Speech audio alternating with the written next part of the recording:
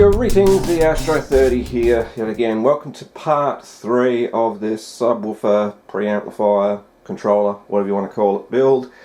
I have now received my PCB exposure box, well, hot foil stencil art type exposure. It's the same thing, it's just UV light. Now I'll just open the case here. It's got locks on the edge here so it can hold everything flat, which is nice.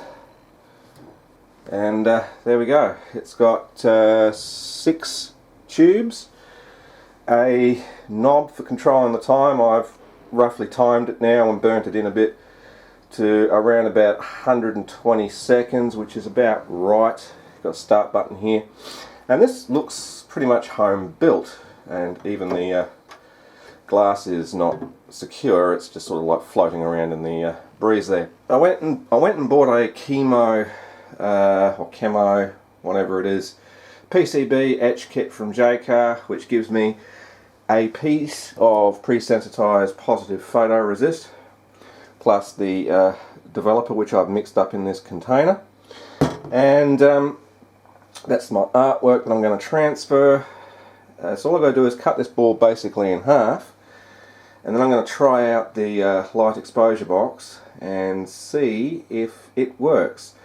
This should work similar to the Kingston board, only about 90 seconds under proper UV light to expose. If it doesn't work, it doesn't work. I'm not going to try and redo this one again and waste another half of this board. I'll make up some smaller boards and, you know, little test strips and use up all this material just to test it and see what we get. So let's get started. Okay, got the developer ready to go in the tray. Got the artwork placed somewhere in the center of the table.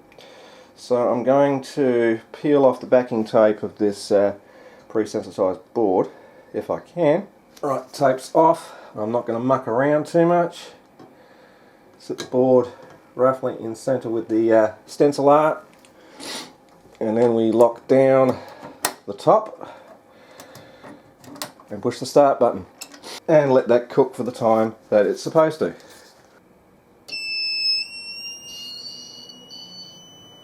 That sounds absolutely sick. So now I chuck the board in the developer and gently agitate it and see if we get a pattern. 20 minutes later, which is a far long time, it's starting to change colour in certain positions on the board there. You can see, I don't know if you can see it from the glare from the light, but yeah, bits of it are starting to actually come off the board, the resist itself. So it is starting to develop, albeit it's just taking a hell of a long time, but that also depends on how old this PCB photoresist stuff is and how old that developer is. So now I can see that it's well, pieces that are coming off, the pieces of the resist are coming off where it's not supposed to be. I'll keep going until I can see the same colour copper all the way through. Wish me luck. Well, it did develop, albeit it took a long time. I'm going to see if it etches, but yeah, I had to heat the developer with a heat gun just to get it to be more reactive. It seems to have etched developed okay. That's probably the best I'm going to get it to etch. It's probably slightly overexposed and underdeveloped. There's a few little copper dags between traces here, but the traces are all separated from each other, so it's not a real big great deal, and the majority of the copper I want still there. My name didn't transfer properly down the bottom here, but oh well. Am I worried too much about these extra bits of copper creeping into the edge of the board there? No, not really. Because after I've drilled it, when I get the correct drill bits, what I'll do is I'll just take a bit of sandpaper to the worst part of the edge here, just to get rid of the copper, then cut it the size and then protect it. So yeah, it's not bad. It's not the best board I've produced, but it'll certainly do the job. So once it's all soldered, no one's going to really notice too much. I mean, it's going to be mounted into a chassis like that. Who's going to see it, right? So yeah, now the next task is to drill it, which might be a little bit more challenging because of it being underdeveloped. Some of the holes haven't quite etched out, so I haven't really got any centering there. So I'm just going to have to drill it very, very carefully. Anyway, moving on. Okay, so I've got a small piece of this Kingston PCB material with a small piece of artwork, a little bit of a strip here, exposing for 90 seconds. I'm going to do the test all over again to make sure that I've got the right exposure time. I'd rather sacrifice small little bits of PCB like this with, you know, stuff all on them rather than a whole PCB sheet. Just saying, because they're like about $10 for a 114mm by 165, so it is quite expensive. So it's cooked. So now I'll stick it in the developer and see how we go.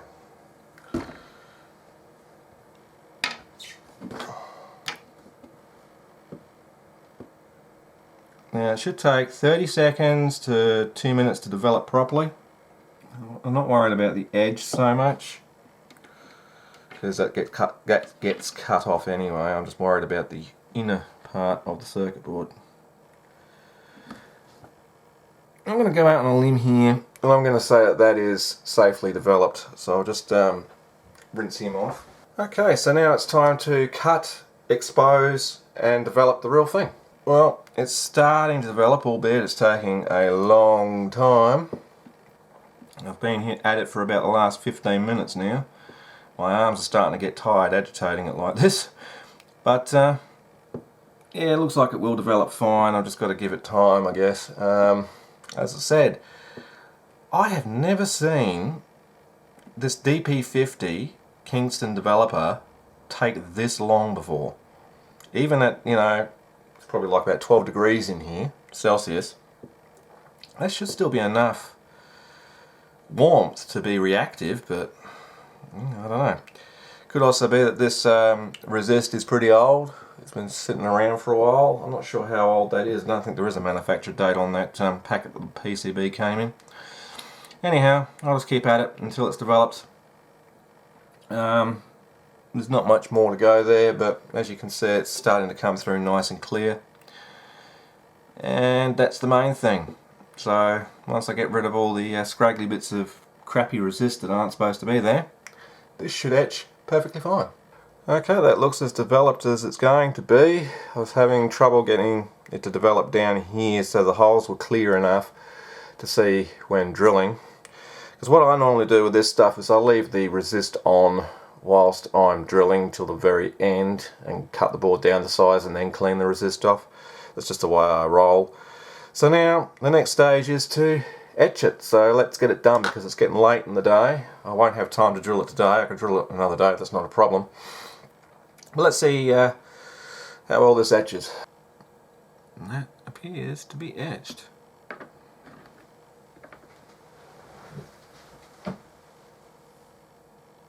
Now, as we can see, that one has etched perfectly fine, so that was properly developed. Took me about 20 minutes to etch, but it's properly etched. I reckon it took around about 30 minutes to develop, which is a hell of a long time. But yeah, an easy solution to etching would be a what's known as a bubble tank, which is also has a heater in it, which keeps the ammonia persulfate at a decent temperature. It needs to be around about 68 degrees Celsius for it to work correctly. And the bubbling action from a pump agitates the etchant, and yeah, you just basically prop your board in it and press a button and let it go. This one, however, did not etch correctly. If you can see, there's quite a bit of copper splatter all over the face of the PCB there. That is a good indication that it was underdeveloped. This was only a test strip anyway, so I'm not really worried about that. That's scrap that can go in the bin. This is fine. So now the next stage is to drill it, cut it to size, clean off the resist and spray a coat of PCB lacquer on it, and then it's ready for assembly.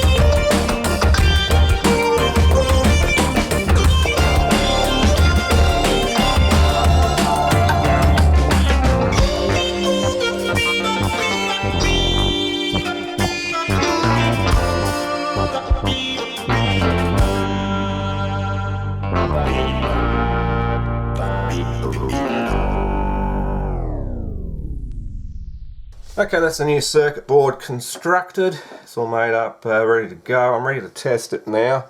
So I'm going to test it on a DC power supply first before putting it in the case and testing it out. I'm going to set the DC supply to 17 odd volt thereabout, which is what the 15 volt secondary of the transformer will be after rectification, etc. So that's what I'm going to set the power supply to test it, and we'll just see if the relay turns on. Okay, power supply is hooked up. I'm ready to turn the load on. I just need to check something real quick.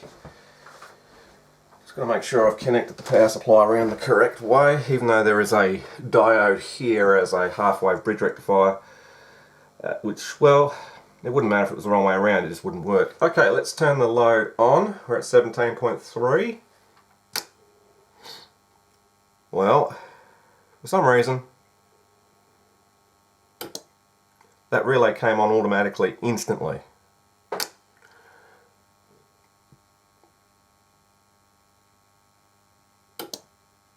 Well, that was unexpected. That's not what I wanted. So, either I've done something wrong, or that 22k resistor is too low for the RC network. I don't know why I chose 22k. It should probably more likely be 100k. I don't know. It should have had a delay there. Okay, it helps to use the correct transistor. I used BC549s instead of 2N3904s, as I had done in the original breadboard. And of course, the collector and emitter pins are on the opposite side, respectively, to each type of transistor. So basically, I had the BC549s in round the wrong way. So now it should work.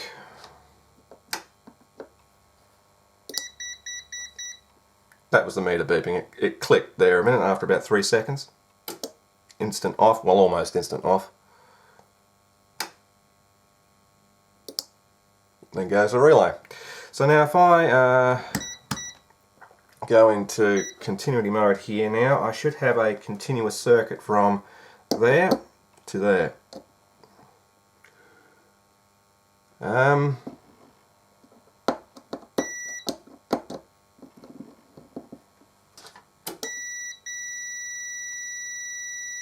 I do, but in the wrong direction. No! Are you kidding me? Oh no. No, no, no, no, no, no. Oh no. Oh no. Well, that sucks.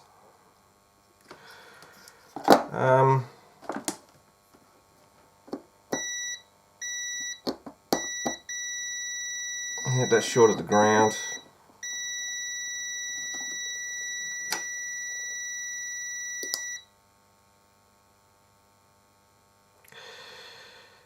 Brilliant. So I've etched the circuit board, but it's wrong. Okay, the only way to fix that without remaking the circuit board is I've cut the trace there and cut the trace there, and then just joined two wires in the opposite directions to each other where they were before. So that should now be the correct way around. What happened was I used a generic footprint which fitted this relay, but I reckon the normally open and normally closed positions were inversed on the footprint, so it was for a slightly different type of relay. Not this particular one. I should have double checked it. Anyway, I made a mistake. Does it matter? No. That was a cat. I don't know if anyone heard that, but yeah. Let's see if it is now... these two pins should be shorted to earth.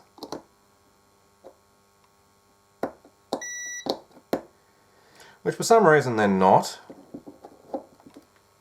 Ah. Try actually... there we go, that's the output one. I believe that's the output one. Yep, that's the output, so that's going to earth, which it should be. This should be open, which it is. Turn the power on. And now the relay is connected from the input to the output. Okay, so that's the preliminary testing of that circuit done, albeit there was a mistake in the traces, two of the traces. Shit happens. So now I'll put it in the case and test it on the transformer now. Am I worried about that? No, not so much. It's ugly, yes, but once it's in the case, who's going to see it, right? And it's my project, so, you know, I can always go back and correct that pattern later, which I should probably do today, so I don't forget. Okay, there's not a lot of room on this desk for the camera and everything else. Now, I got the board in. I had to massage a couple of the holes because it wouldn't fit now for some strange reason. Anyhow, that's what happens. Now, I'm going to plug it in, see if anything goes bang for a start. This is hooked up across one side of the transformer with respect to the center tap. So, let's see. Nope, the relay just engaged normally. So, what I should do is unshort these channels, because I'm not sure which is which at the moment. That's awfully loose. So I might tighten him.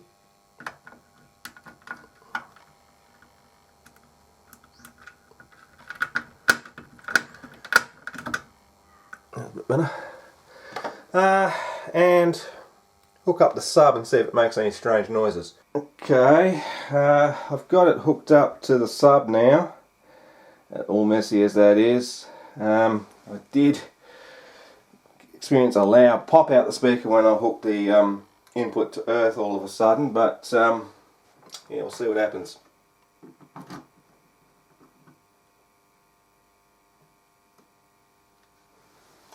Absolutely nothing. God, what the hell now? I don't think that was making good contact. Let's try again.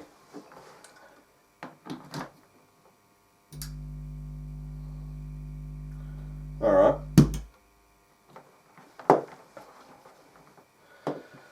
So there is a bit of a hum there.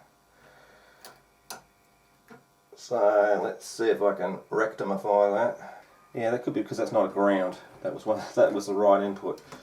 So what the hell have I got here?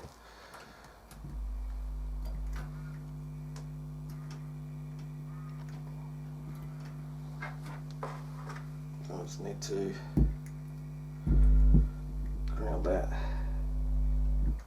Right.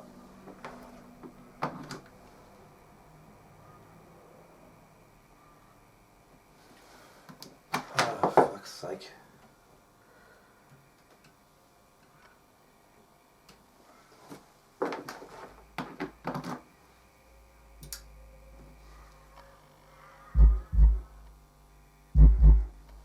Okay. Right. So that should be right there. I don't think it makes any difference, but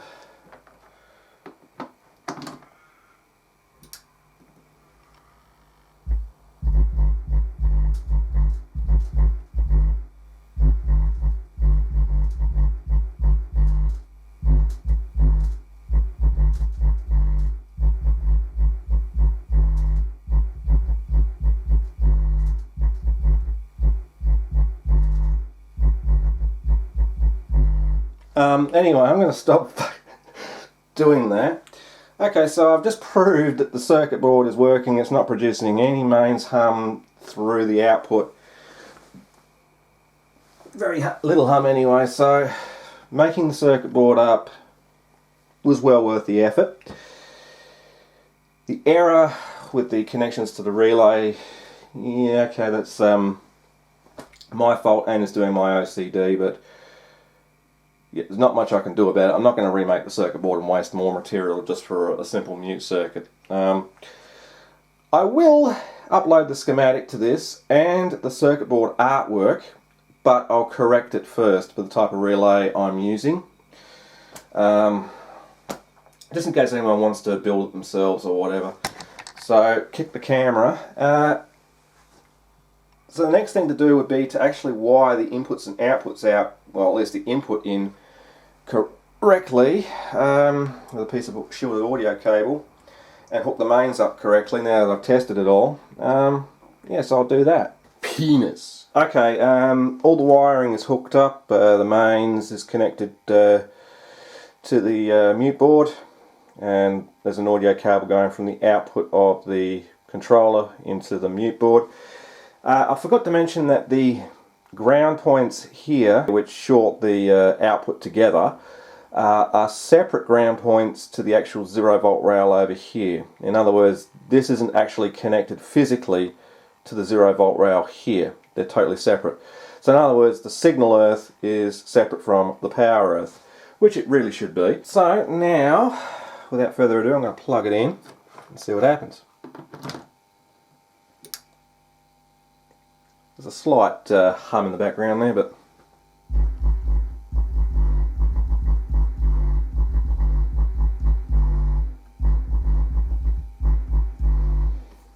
right. The thing is, because of these fly leads, even just touching this red one, I can inject a bit of noise into the subwoofer. That's because it's not shielded. If it was going to a correct RCA socket there with a shielded cable like this one, well, it shouldn't be picking up any noise really. So I guess I'll hook it up to an audio source. I know this video is going on, or this series of videos is going on longer than it should have done, but I had to work out problems, had to make my own circuit board, even though I kind of messed that up a bit. It is what it is. I haven't got to the stage of drilling the front panel yet. It's really only 3 holes, power switch and 2 potentiometers, and there's like 3 holes at the back here for the RCA sockets, and 1 for the power input and 1 for the fuse. That's it. But at the moment it's working, and there was a slight pop there, but it's not that bad. So it's working as it should. Just cool, I check that resistor is cold as. Relay's cold as.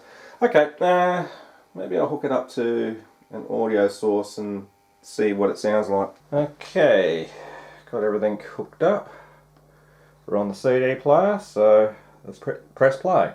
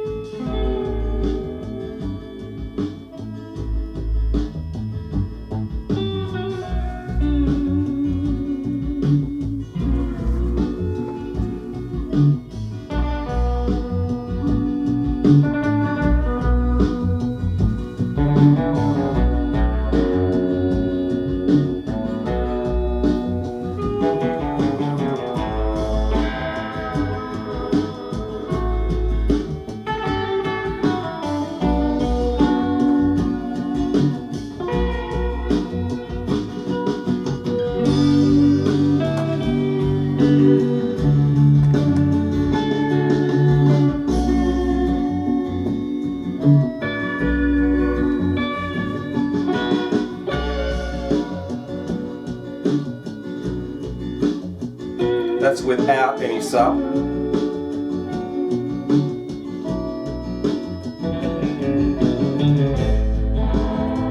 That's full sub.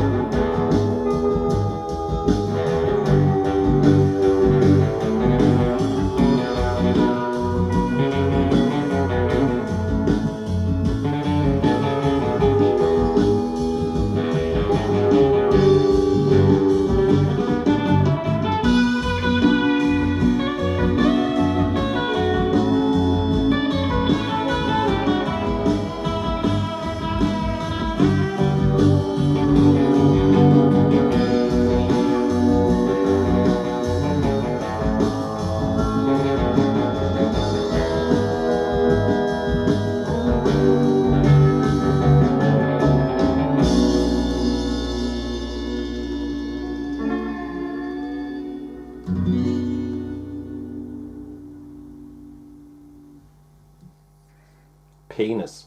No, that sounded alright. So, apart from the slight hum coming from the subwoofer there because of the cabling, it's working perfectly. I mean, we've already done the test on the controller, which is basically an EAS controller anyway, but we've done the test on that and we know it works. I was just mainly checking that the mute circuit was working and would stay engaged. There was no relay chatter there, as you often get if you don't put a filter cap with raw AC. Now, I think they'll end this little video here for this part. I think in the intro I said it was part 3. I meant part 4. Part 3 was actually designing the mute circuit. Part 4, which is this one, was actually implementing that design. So it's been implemented. Not quite entirely happy with how the PCB ended up with those two traces back to front, but it is what it is. So right now I'm going to end this video and The last part, which is part 5, will be actually fully assembling the unit with the front panel, the labelling, the works, and sitting it on top of the amplifier over there in the background, which I think you can see in the shot. Yeah, you can just see it. So that completes that unit.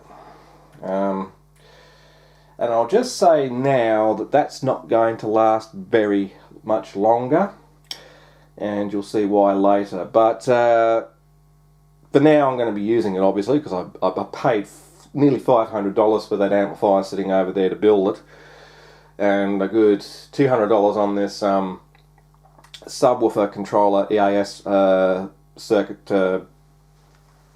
project. I can't think of the words now. This is about $200 worth of for this project and $500 for the other project, so a good $700 worth of equipment here. So I'm going to use it. But anyway, I'll see you in part 5, the final part, where this thing gets assembled and put to bed. I'm extremely happy with the results. There's no noise on the sub that's not being generated by the circuit board itself, and there's no major thumps or pops when the power is turned on or off. So if I unplug the sub, there was nothing there at all. So I'm happy. I'm going to end this video here. I'm the Astro 30, and as always, remember to rate, comment and subscribe below, and you can always follow me on Facebook and Twitter. The links are in the description as usual. Anyway, this is the Astro 30 saying see ya, and I'll see you in the next part. Have a great day.